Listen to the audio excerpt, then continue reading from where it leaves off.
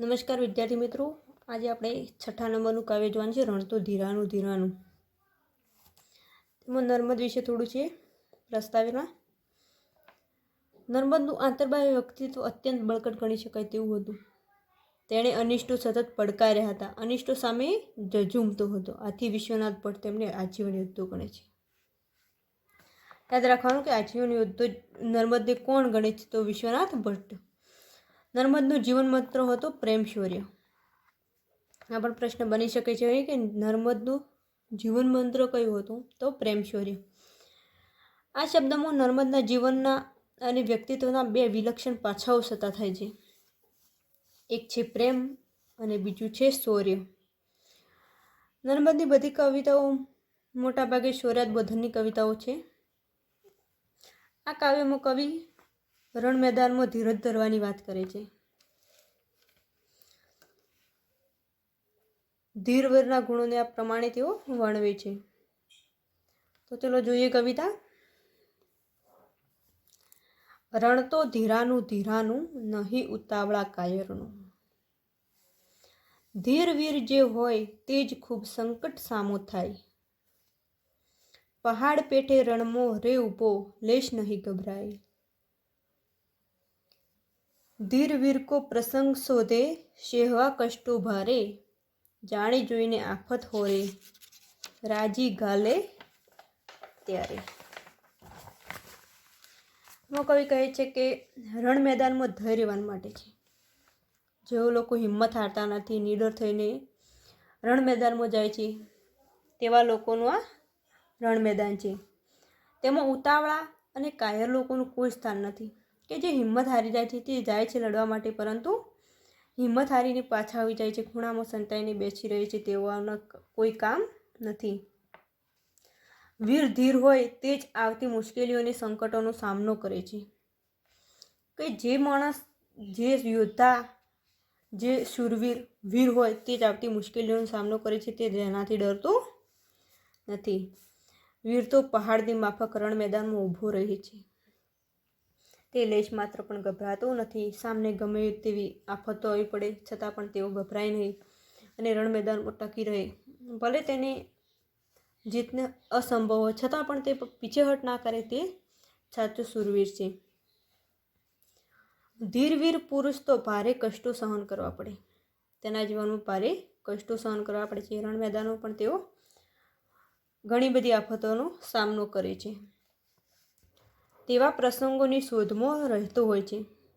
તે મોટા ભાગે સામનો કરવાના જ પ્રસંગોની શોધમાં રહેતો હોય છે તેવું કહે છે. તે બધી આફતો જાણી જોઈને ઓહરી લેતો. તેને આફતનો સામનો કરવો ગમતો હોય, તેથી તે વિચાર કરતો હોય કે ક્યારે કઈ આફત આવે અને હું લડવા જાઉં. અને જ્યારે ઘા સહન કરવા પડે ત્યારે દુઃખી થતો નથી. ઉલટાનો તે રાજી થાય છે. તે કહે છે કે તેમને દુઃખ સહન કરવા ગમે છે, તે રાજી થાય છે.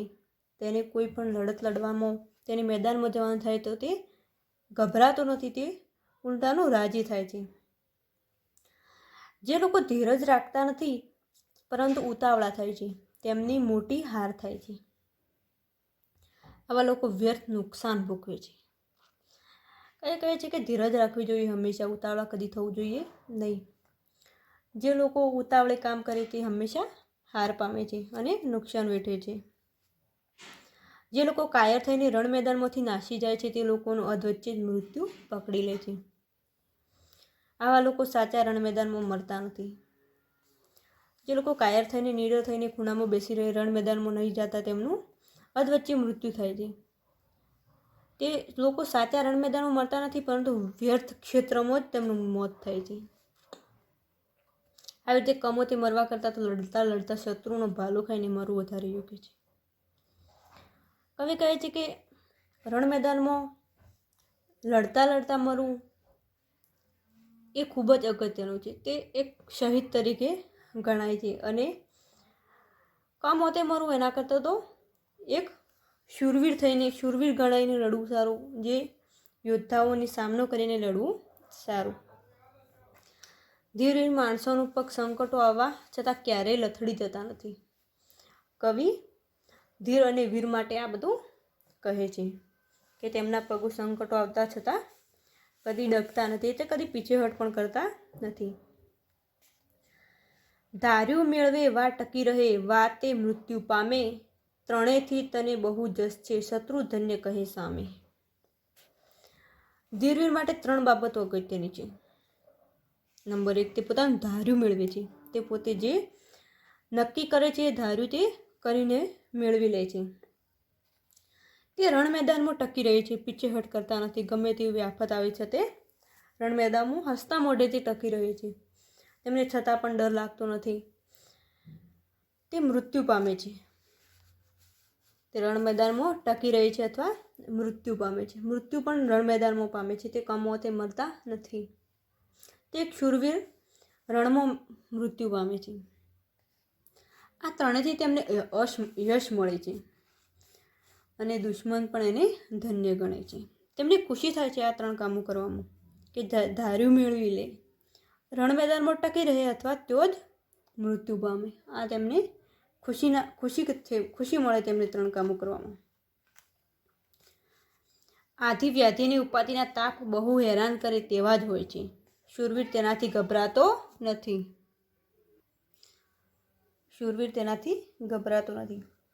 આથી તેઓ ધીરવીર થવા પહેલેથી જ જુસ્સો રાખવો જોઈએ.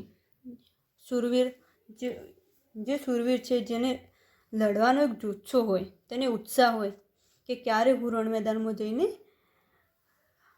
લડી શકું. કાવ્યાંતે નર્મદ શિખામણ આપે છે કે જાણે જોઈના સંકટ હોરો, સંકટમાં ના બીઓ. કે જે જાણે જોઈને સંકટ હોરો નહીં અને સંકટ આવે તો બીઓ પણ નહીં. કહે નર્મદ સૌ ધીરવીર થઈ, જશ લઈ જુગ જુગ જીવો. કે જાણી જોઈને આફત હોરી લેવી નહીં, અને આફત આવી પડે તો મુશ્કેલીમાં જરા પણ ગભરાવું નહીં, તેમનો સામનો કરવો. જે લોકો ધીર વીર બને છે, એટલે કે હિંમત હારી જાય છે, તે લોકો આગળ વધી શકતા નથી. અને જે લોકો શૂરવીર થઈને આગળ વધે છે, તે પોતાની મુશ્કેલીનો સામનો કરે છે નિડર બનીને. તેઓ લોકો સૃષ્ટિમાં યુગ યુગ સુધી કીર્તિ પ્રાપ્ત કરે છે. ઘણા બધા ભારતમાં યોદ્ધાઓ છે તે યુગ યુગ કીર્તિ પામ્યા છે. મહારાણા પ્રતાપ, તેમનું નામ આજે પણ ઇતિહાસમાં છે. મહારાણી લક્ષ્મીબાઈ, ભગતસિંહ, ચંદ્રશેખર આઝાદ, ઘણા બધા લોકો છે તેમને આફતોનો સામનો કર્યો અને લડ્યા. તેથી તેમનું નામ યુગ યુગ સુધી કીર્તિ પામે છે. તેમાં આપણે પણ કવિ અહીં કહેવા માગે છે કે જાણી જોઈને સંકટ ના હોરો, પણ સંકટ આવે તો બીઓ પણ નહીં, ડરો પણ નહીં, અને ધીરવીર થઈ જુગ જુગ જીવો. જગત સુધી કીર્તિ પામે તેવું કાર્ય કરો. એ કાવ્યાંતે નર્મદ બોલે છે કે યુદ્ધમાં શત્રુની સામે લડવા જવાને યોગ્ય થવામાં ક્રિયાગુણો રાખવા જોઈએ. યુદ્ધમાં શત્રુની સામે લડવા જવાને યોગ્ય થવામાં ક્રિયાગુણો રાખવા જોઈએ. તે એક આ ભવરણમાં માણસે પોતાની પર આવતી પડતી આપત્તિમાં આધિ, વ્યાધિ અને ઉપાધિ, આ 3 આપત્તિઓ છે, આધિ, વ્યાધિ અને ઉપાધિ. દુઃખમાં કઈ રીતે વર્તવું અને વહેમીરૂપી શત્રુ પર સુધારાએ કેવી રીતે સજ્જ થઈ લડવું, વહેમી શત્રુની સામે કઈ રીતે લડવું તે પણ અહીં શીખે છે. તેથી શા લાભ થાય છે તે ત્રીજી અને ઉપરી સહકાર જુલમ કરતી હોય તે રૈયતે કેમ વર્તવું તે ચોથી.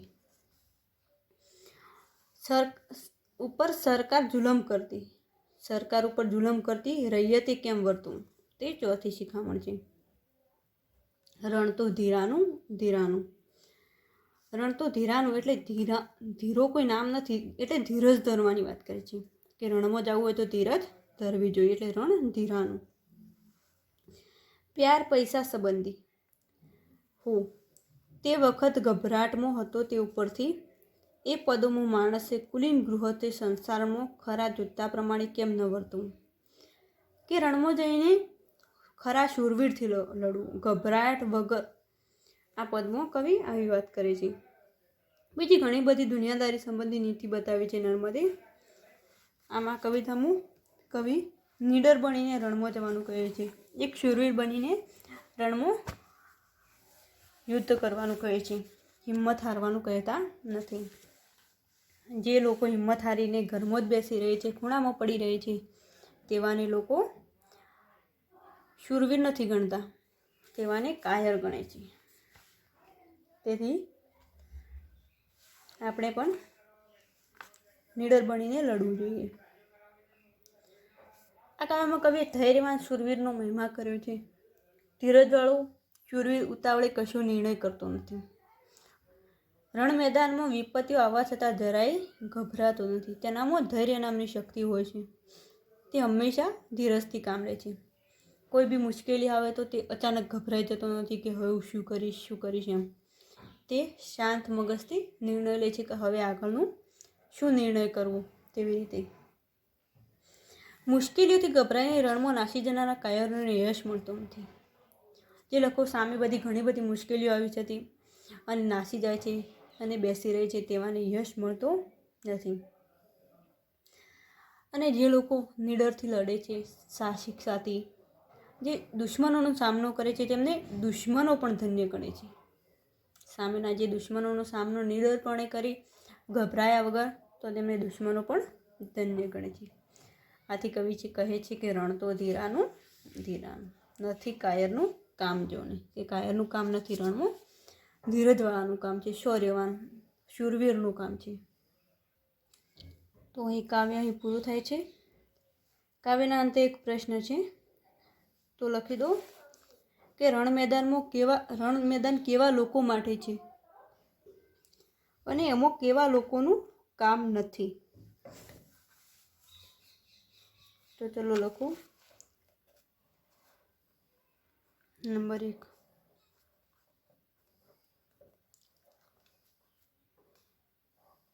બધાને દેખાતું હશે. રણ મેદાન કેવા લોકો માટે છે, એમાં કેવા લોકોનું કામ નથી.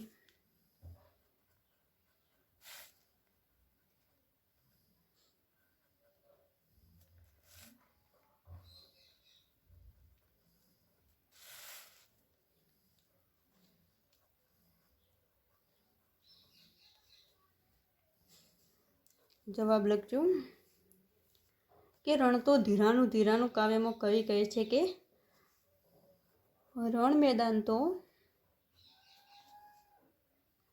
ધૈર્યવાન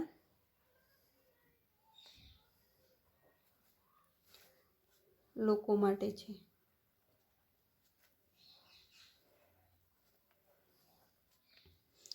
એમાં ઉતાવળા કાયર લોકોનું કામ નથી.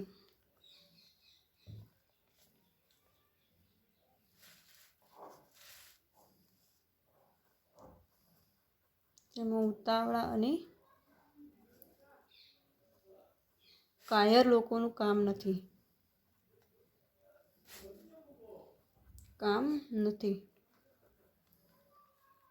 જે વીર ધીર હોય એટલે કે જે ધીરજ ધરતો હોય, જે વીર ધીર હોય,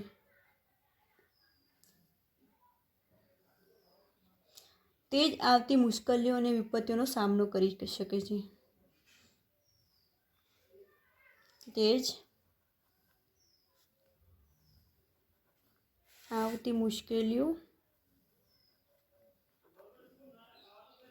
અને વિપત્તિઓનો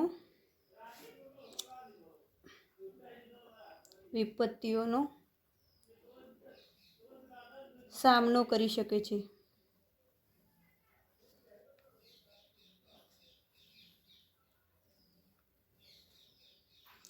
વીર પહાડની માફક ધીરતાથી રણ મેદાનમાં ઊભો રહે છે.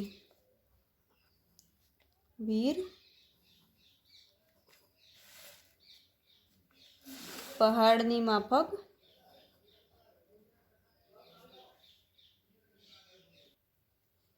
ધીરતાથી રણ મેદાનમાં ઊભો રહે છે. રણ મેદાનમાં ઊભો રહે છે અને લેશ માત્ર પણ ગભરાતો નથી. અને લેશ માત્ર પણ ગભરાતો નથી.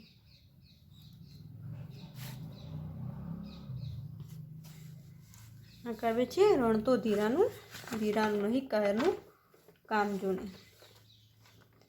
તો આ 6ઠ્ઠા નંબરનું કાવ્ય હતું. 7મા નંબરનું કાવ્ય છે તે પણ આ લેક્ચરમાં આપણે લઈ લઈએ છીએ. બંને કાવ્યો નાના જ છે. તો એકવાર પ્રશ્ન જોઈ લેજો કે રણ મેદાનમાં કેવા લોકો માટે છે, તેમાં કેવા લોકોનું કામ નથી. તો રણ મેદાન તો ધૈર્યવાન લોકો માટે છે. તેમાં ઉતાવળા અને કાયર લોકોનું કામ નથી. જે વીર ધીર હોય તે જ આવતી મુશ્કેલીઓ અને આપત્તિઓનો સામનો કરી શકે છે. વીર પહાડની માફક ધીરતાથી રણ મેદાનમાં ઊભો રહે છે અને લેશ માત્ર પણ ગભરાતો નથી. તો આ પ્રશ્ન આટલે પૂરો થાય છે. તો હવે આપણે 7મા નંબરનું કાવ્ય જોઈએ. સહુ ચાલો જીતવા જંગ. સહુ ચાલો જીતવા જંગ.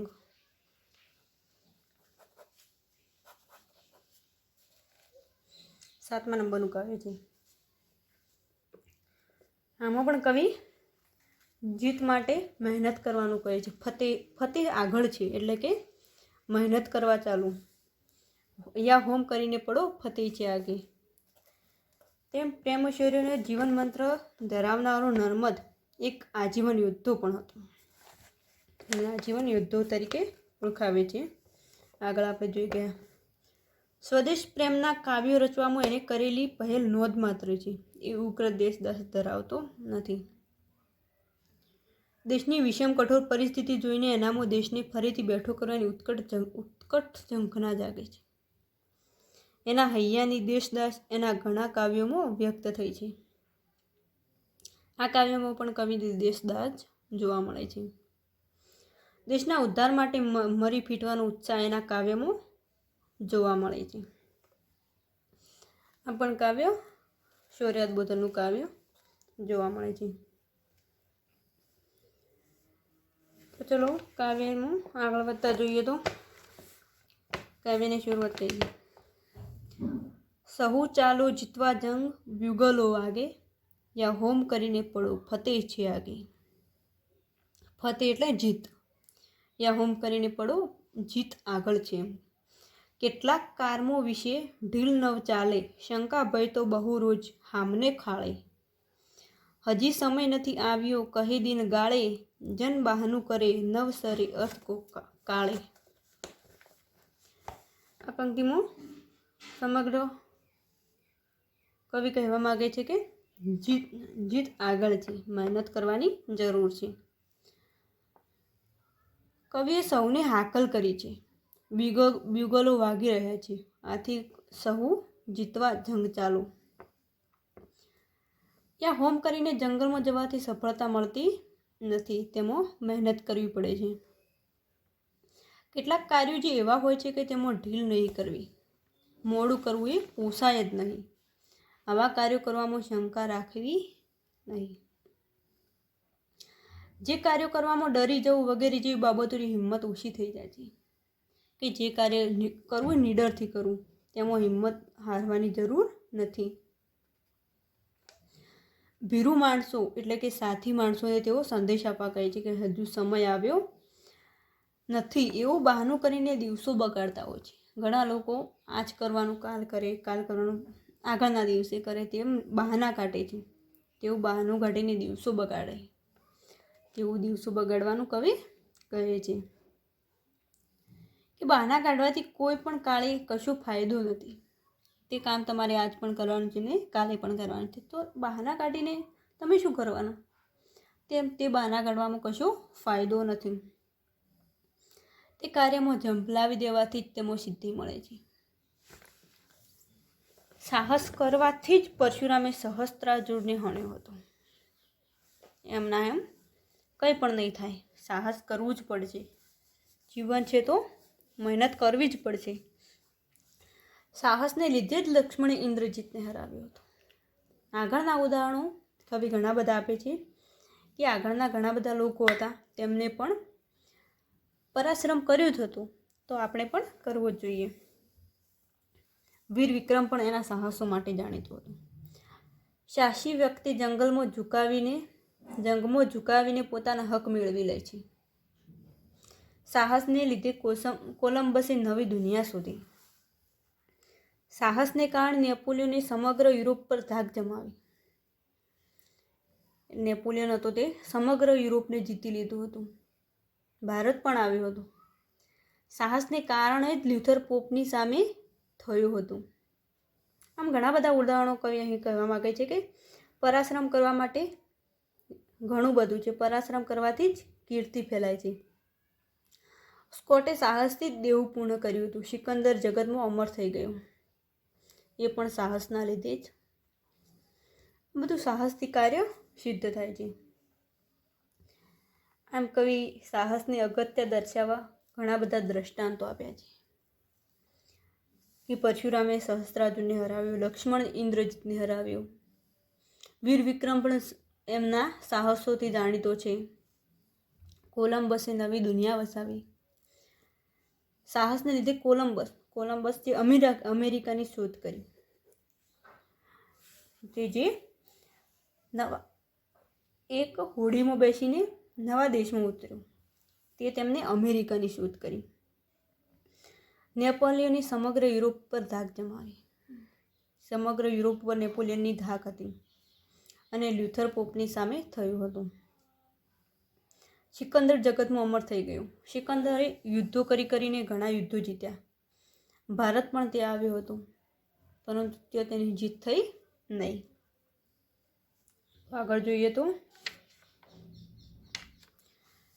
સાહસે જ્ઞાતિના બંધ કાપી જટ નાખો, સાહસે જાઓ પરદેશ બીક નવ રાખો. નર્મદ નાત જાતના ભેદભાવ દૂર કરવા માટે સાહસી બનવા સૂચવે છે, પરાક્રમી બનવા સૂચવે છે કે હિંમત હારું નહીં, પરાક્રમ કરો. સાહસે કરો વેપાર જમે બહુ લાખો, સાહસે તજી પાખંડ બ્રહ્મરસ ચાખો.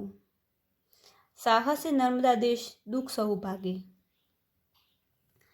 નર્મદ કહે છે કે સાહસ કરીને જ્ઞાતિઓમાં બંધનો કાપી નાખો. જે જ્ઞાતિઓમાં બંધનો છે, આ કરો આ ના કરો, તેવા બંધનો છે તે સાહસ કરીને કાપી નાખો. તમે સાહસ કરશો તો તે બંધનો તૂટશે, એવું કવિ કહેવા માગે છે. પરદેશ ગમન પાપ નથી, આથી સાહસ કરીને પરદેશ જાઓ. ઘણા બધા લોકો પરદેશ જવામાં ડરતા હોય છે, તો પણ સાહસ કરીને જવું જોઈએ અને જરાય ડર રાખવો નહીં. સાહસપૂર્વક વેપાર કરવાથી લાખો રૂપિયા કમાઈ શકાય છે. કવિ અહીં ધંધાની પણ વાત કરી છે કે કોઈ પણ ધંધો શરૂ કરતા તેમાં સાહસ જોઈએ, હિંમત જોઈએ, તેમાંથી લાખો રૂપિયા કમાઈ શકાય. પરંતુ સાહસ ના કરીએ તો એમ જ આપણે બેસીએ. સાહસ કરીને પાખંડ ઉત્તેજો, બ્રહ્મરસ ચાખો. આમ સાહસ કરવાથી બધા દુઃખો દૂર થાય છે, બધા લોકોના દુઃખો દૂર થાય છે. આમ સાહસ કરવાથી શું થાય છે? ઘણા બધા પરાક્રમો કરવાથી કીર્તિ વધે છે.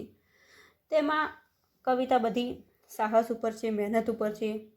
જીત આપોઆપ મળે છે. સાહસ કરવાથી જીત આપોઆપ મળે છે તેવું કવિ કહેવા માગે છે કે જીતવા સહુ ચાલો જીતવા જંગ બ્યુગલો વાગે.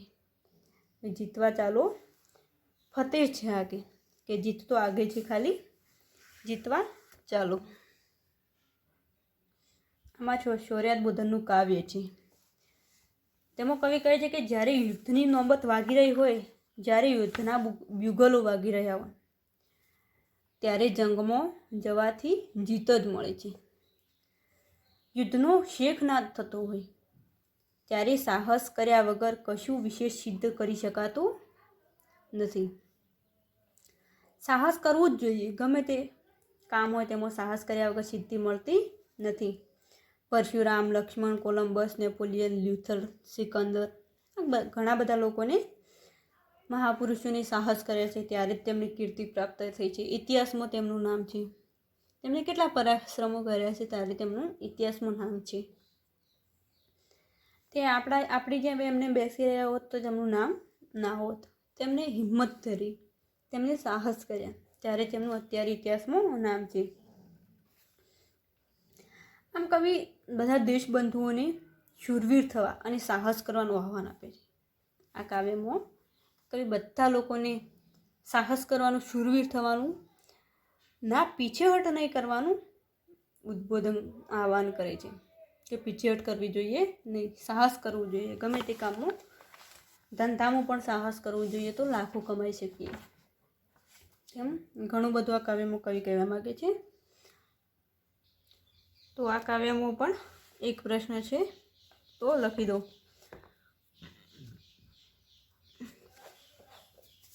યા હોમ કરીને પડો ફતે છે આગે, એમ કવિ શા માટે કહે છે? યા હોમ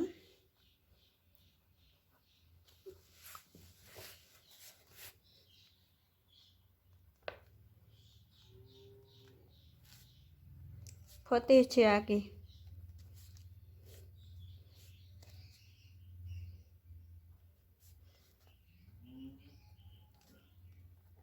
એમ કવિ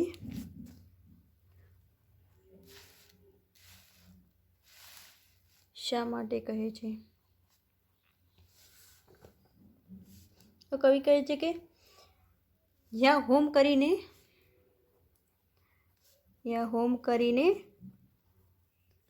જંગલમાં જવાથી સફળતા મળતી નથી. જંગલમાં જવાથી સફળતા મળતી નથી.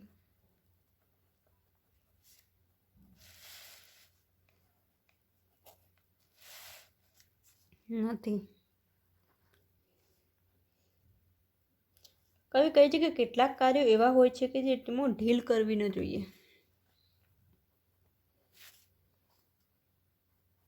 કવિ કહે છે કે કેટલાક કાર્યો એવા હોય છે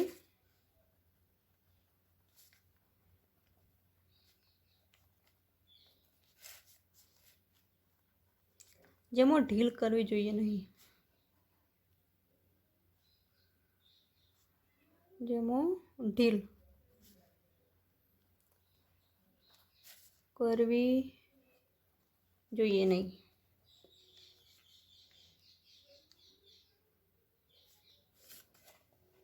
આવા કાર્યો કરવામાં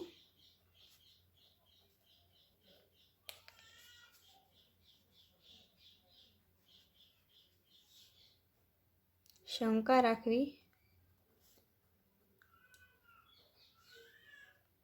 કે ડરી જવું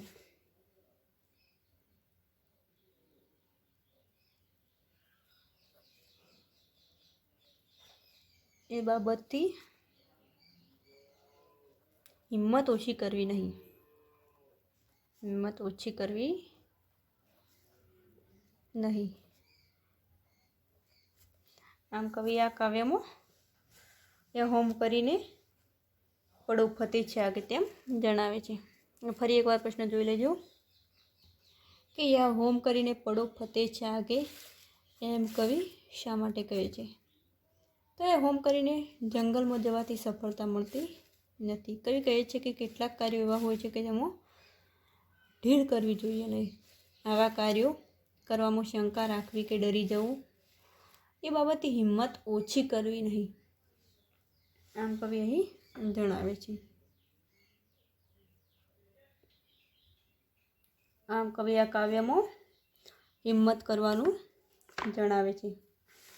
તો ફરીથી એકવાર જોઈ લઈએ કે કાવ્યમાં કેટલાક કાર્ય એવા હોય છે કે તેમાં ઢીલ કરવી નહીં જોઈએ, કે જે પોસાય જ નહીં, તેમાં હિંમત હારવી જોઈએ નહીં. તેમાં કશો ફાયદો નથી, બહાનું કાઢવાનો કશો ફાયદો નથી. તે ભીરું માણસો હજુ સમય નથી આવ્યો તેવું બહાનું કાઢી દિવસો બગાડતા હોય છે. સાહસ કરવાથી જ Parshuram, Lakshman, Indrajit, Columbus, Napoleon, Luther, Sikandar આવા લોકોએ સાહસિકતા મેળવી છે. તેમાં નર્મદ વિવિધ નાત જાતના ભેદભાવ દૂર કરવા માટે સાહસી બનવા સૂચવે છે. તે જણાવે છે કે સાહસ કરીને જ્ઞાતિઓમાં બંધનો કાપી નાખવા જોઈએ. પરદેશ ગમન કરવામાં પાપ નથી, તેમાં સાહસ કરવું જોઈએ, તેમાં ડર રાખવો જોઈએ નહીં. એમ ઘણી ઘણી બાબતો કવિ જોવા મળે તેમાં વેપારની પણ અહીં વાત કરવામાં આવી છે કે વેપારમાં પણ સાહસ કરવું જોઈએ તો લાખો રૂપિયા કમાઈ શકીએ. સાહસ કરીને પાખંડો ત્યજવા જોઈએ, બ્રહ્મરસ ચાખવો જોઈએ. સાહસને લીધે બધા દુઃખો દૂર કરવા જોઈએ. તો આ કાવ્ય હવે પૂરું થાય છે. આજના 2 કાવ્યો રણતો ધીરા નિરાનું અને સહુ ચાલો જીતવા જંગ 2 કાવ્યો અહીં પૂરા થાય છે.